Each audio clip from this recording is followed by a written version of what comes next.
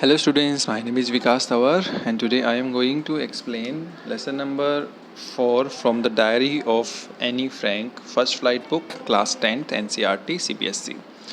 Okay, so in this video I will just explain the introduction. Okay, so जो Anne Frank है, Anne Frank की जो photo आप देख रहे हो, तो this is a photo as I wish my self to look all the time, then I would maybe have a chance to come to Hollywood. तो ऐसा फ़ोटो देख के एन फ्रैंक सोच रही थी खुद कि ये जो फ़ोटो है इतनी सुंदर आई हुई है तो शायद मुझे हॉलीवुड में चांस मिल जाएगा काम करने के लिए. ओके, तो जो इंट्रोडक्शन है एन फ्रैंक का वो क्या होता है वो देखते हैं.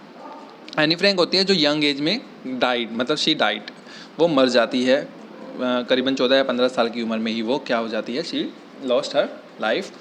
और कैसे वो अपनी मतलब वो डेथ हो जाती है उसकी, कैसे वो बीमार हो जाती है, उसको टाइफस हो जाता है. ठीक है, this is kind of fever, और उसके कारण वो क्या हो जाती है, एक्सपायर हो जाती है.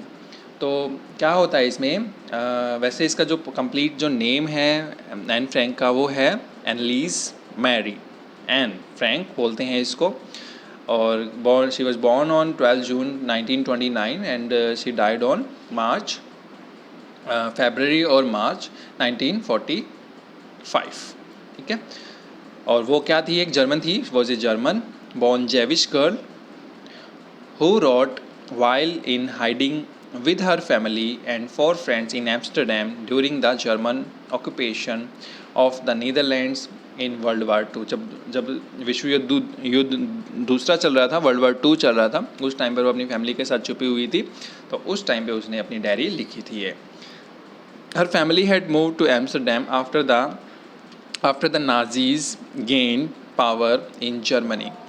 जब जर्मनी पर नाजीज़ ने पावर गेन कर लिया था, मतलब वहाँ पर उन्होंने क्या कर लिया था, अपनी पावर का यूज़ किया था, तो उसको हड़प लिया था. तो उस टाइम पर वो क्या हो गई थी, एम्स्टरडैम मूव कर गई थी अपनी फैमिली के साथ.